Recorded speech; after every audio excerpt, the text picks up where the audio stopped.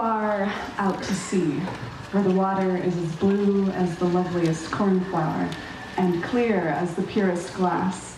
The water is very deep, deeper than any anchor rope can reach. You'd have to stack many church steeples on top of each other to reach to the bottom of the sea. And it's there, down there at the bottom, where the merfolk live. The king of the merfolk lived in a palace like you wouldn't see here on land. The walls were made of coral, the windows of amber, and on the roof of this palace there were hundreds of oyster shells that would open and close with the flow of the water. And when they opened, each one would reveal a single pearl that would be highly prized here on land. The king shared this castle with his mother, the old dowager queen, and his 6 little girls, little mer princesses. The old dowager queen had many duties, many royal duties pertaining to the kingdom, but her favorites always involved her 6 granddaughters. She spent the most time with the youngest, who was so small when her mother died. Each of the princesses was unique and cherished, but the youngest was perhaps the most unique of all. She was very quiet and pensive. She was very thoughtful and inquisitive, and she never ran out of questions to ask her grandmother, the queen, about the world above. Grandmother, would you tell me again about those fish, the ones that live in trees? Oh, honey, I think you mean birds. Birds, right? And they are sort of like fish. You know, when you open your bedroom windows and the fish swim in and they eat out of your hands? Birds do that too on land. But instead of swimming, birds fly. Fly? Oh, well, that one's kind of difficult to explain, isn't it? Flying involves something called air. It's like the absence of water, and it's something that humans desperately need. They can't live without it. That's why humans aren't down here with us, under the sea. I don't understand, said the Little Mermaid. Well, that's okay. Someday you will. And I think when it's finally your turn to visit the surface of the sea, the thing you'll like the most might just be birds, because they sing, just like you. The people who lived in the Mer Kingdom, they all thought that the reason that this littlest of mermaids was so different from her sisters was because she had the most beautiful singing voice in all of the sea. The Little Mermaid thought, though, that it might be because she had this deep longing for something more. And that made her different from her sisters. Grandmother, how long do humans live? Well, under the sea, we live to be 300 years old, and then we turn into sea foam on the waves. I know that, but how long do humans live? Oh, don't bother thinking about those humans and their lives. The cycle here, it's beautiful. 300 years, we return to our mother sea. They don't have anything like that up on land. But I thought you told me that humans turn into Earth. Well, yes, their bodies do. Bodies? Oh, well, humans have a sort of 2 thing going on. Humans have bodies, and then they have souls. What's a soul? Oh, well, it's like an immortal kind of thing. Don't worry your little head about it. It's just fun. Don't think about it. No, an immortal soul, does that mean that they never die? Yes, it means something like that. Well, how do I get one? How do I get an immortal soul? I wish you wouldn't think about those humans. They're so strange. They have 2 clumsy stumps that they call legs, and when they're sad, they leak salt water out of their eyes. You don't want to be like humans. Grandmother, how do I get an immortal soul? I'll insist. It's never happened before, and I doubt it will ever happen to a mermaid. But the way that a mermaid obtains an immortal soul is that she must meet a man, a human man, who loves her so deeply and so tenderly that he takes her hand in his, and in front of a priest promises to love her more than any human woman, to love her more than his father, his mother, and he makes a vow to love her alone forever. If this happens, you will be given an immortal soul. Please, no more questions. Well, under the sea, the mer people had a custom that their youth, their young people, they weren't allowed to visit the surface until they were at least 15. The littlest mermaid was the youngest of 6, and so every year she had to endure another birthday and another sister who got to visit the surface without her. They were all 1 year apart, so that made for 6 years of torture. The eldest sister went first. On her birthday, she visited the seashore, and she laid out underneath the full moon, and she came back and she told stories of the city over in the distance. She said that the lights twinkled like the stars, and that she could hear the clatter of carriages on cobblestones. She could hear laughter and noise. She said she liked that the very best. The next year, it was the second sister's turn, and she was a little bit different than her sister. She didn't want to go visit the city. When she emerged from the water, she saw the sunset. Colors like rose and gold and orange that you don't see underneath the sea. And she saw the sun in the distance, a great red disk, and she tried to swim at it, wanted to touch it. But before she could reach it, it sank underneath the waterline. And then there was the third sister. Everybody knew about her. She was the most rebellious, the most adventurous of all the 6. And so she swam right into the heart of the city. She swam up a river, and she found a bunch of little human children, naked, splashing about. She startled them, but then was startled in return by a great big black furry thing that barked and growled. It was a dog, but she didn't know that word. The next sister was a little bit more timid and shy, and when she emerged, she floated on her back in the middle of the sea and watched the whales and the dolphins play. And did you know that whales have something called a spout on the top of them? And when they emerge from the water, they spout water out of that little hole. That mermaid didn't know, and she came back and told her sisters all about it. And then there was the 5th sister. Her birthday was in the winter time, so when she emerged, she found great icebergs and green streaks of light in the sky. She was content to sit on the icebergs and watch a great human ship sail by. Finally, after all of these years, it was the youngest's turn. On her birthday, her grandmother adorned her tail with 8 oyster shells that pinched and pained and a lily wreath on her head. As soon as the littlest mermaid had gotten out of eyesight of her grandmother, she shook off the oysters and the lilies, and she rose towards the surface of the water. As she rose, she noticed that the stars were no longer streaks of light, but looked like little pinpricks. Maybe she could reach out and touch them. And then her finger went above the water, and then her head, and then, air. She looked around. She saw the evening star gleaming high above her, and then she saw a ship with lanterns of many colors, a ship with laughter and gaiety and music, and so she swam closer. And there was a kind of window in the side of the ship. What's that word? Porthole. That's right. There was a porthole in the side of the ship, and when the waves moved up and down, the little mermaid could bob on the water and peer in through the porthole. She did this a few times, and then she saw him, the prince. It was his birthday, too, and he stood in the center of the crowd, shaking everyone's hands and smiling. And she thought, an immortal soul. Wow. And despite her curiosity, her rampant curiosity about the world above, she couldn't pull herself away from that porthole the entire evening long.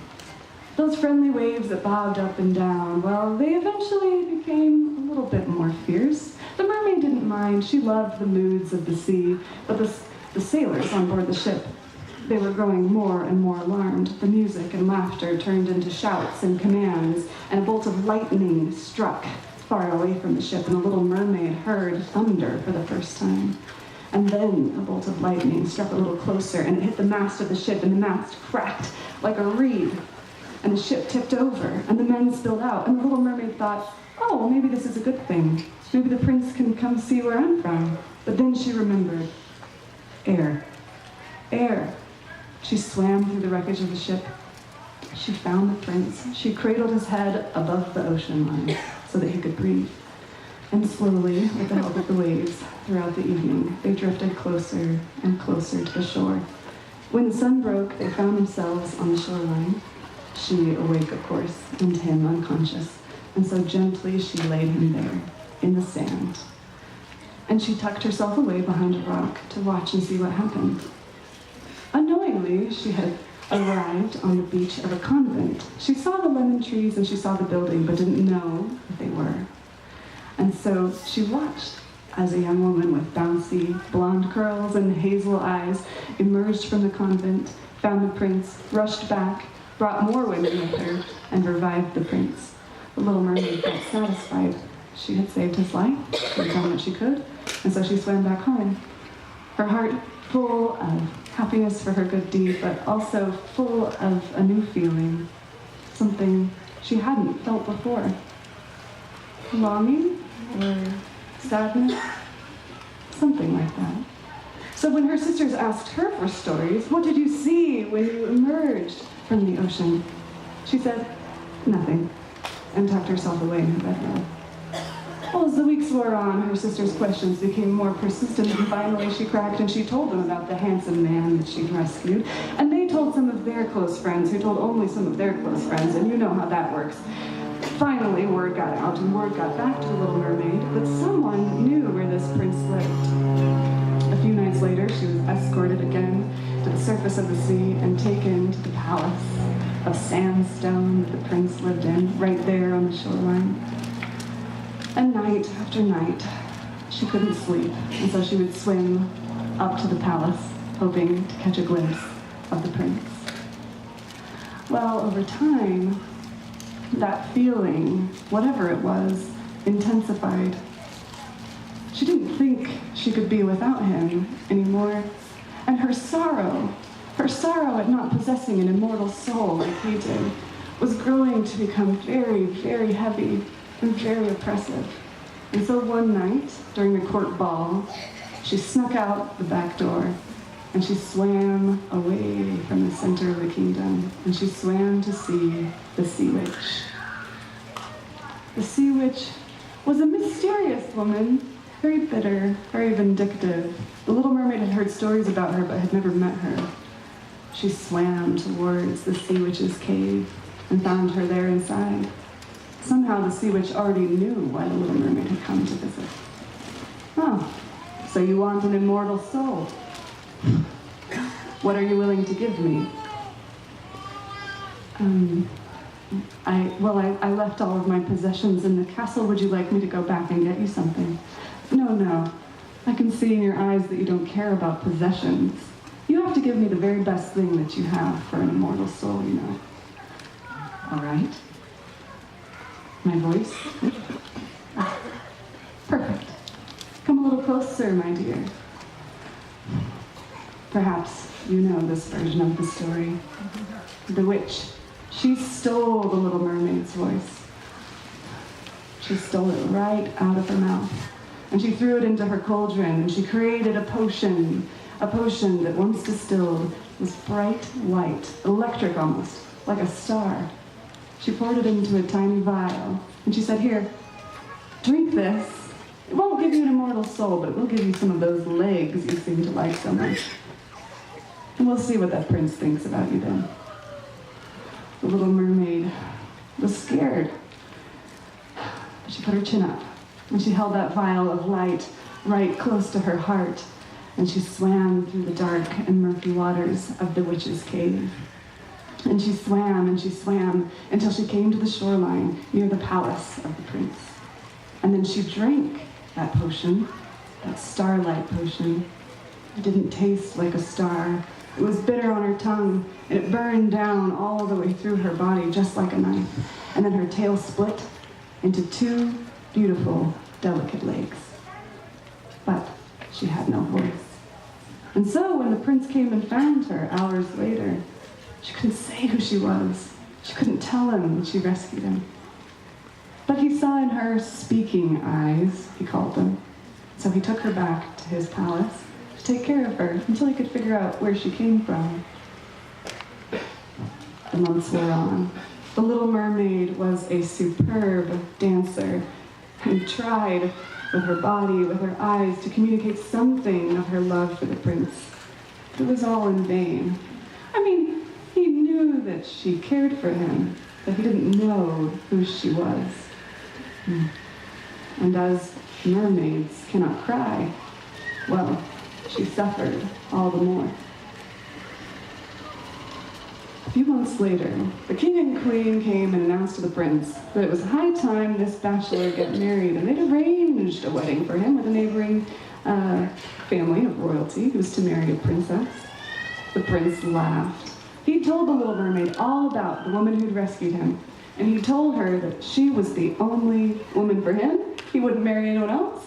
It was just a big joke. He'd get on the ship with his parents, and he'd go to the neighboring kingdom, and he'd meet this princess they were telling him all about. But that was it. There'd be no marriage. He was a bit of a romantic. So the Little Mermaid breathed a sigh of relief. She was invited to attend this royal gathering, and so she got on the ship, and they sailed to the neighboring kingdom. And when they got there, well, there was a bit of a surprise waiting for the prince and the mermaid.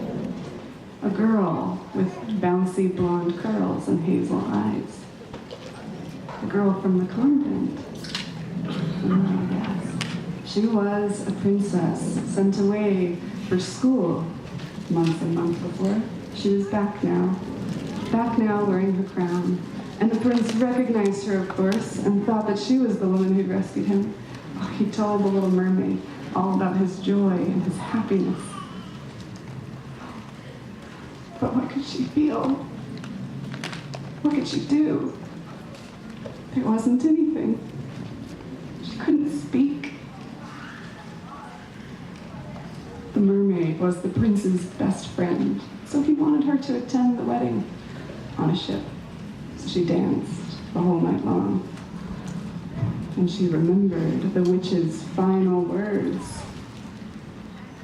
You know, if this prince who doesn't choose you the night he chooses someone else, well, that'll be the night you turn into sea foam. You don't get 300 years when you're a human being. So the mermaid waited. She watched as the sun got closer and closer to the horizon line. She watched as the prince and his new bride tucked themselves away into the bridal chamber on the ship. She stood out at the railing and looked out at the sea and thought once more of that immortal soul, of ascending. Her grandmother had told her that the human soul goes upwards, and don't ask me anything else. I don't know that much about humans. So the Little Mermaid thought about upwards. And as she looked out at the water, her 6 beloved sisters rose arm in arm, their hair cut short.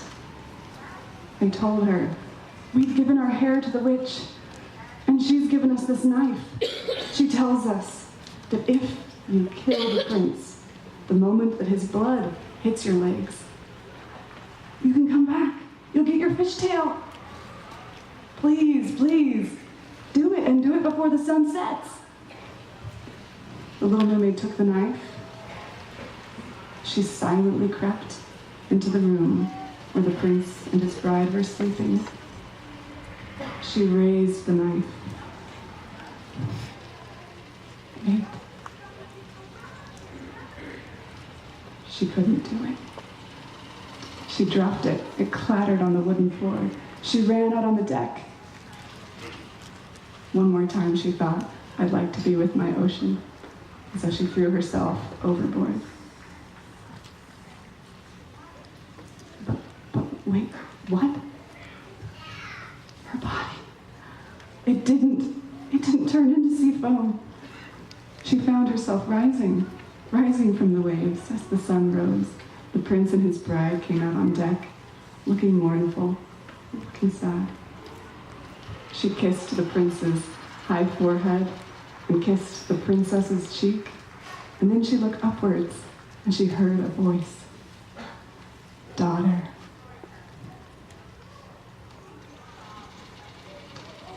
"Because of your love and your sacrifices, which I have seen, I am giving you an immortal soul. Come and sing." The Little Mermaid felt tears on her face, the first tears she had ever cried. And she ascended. Thank you.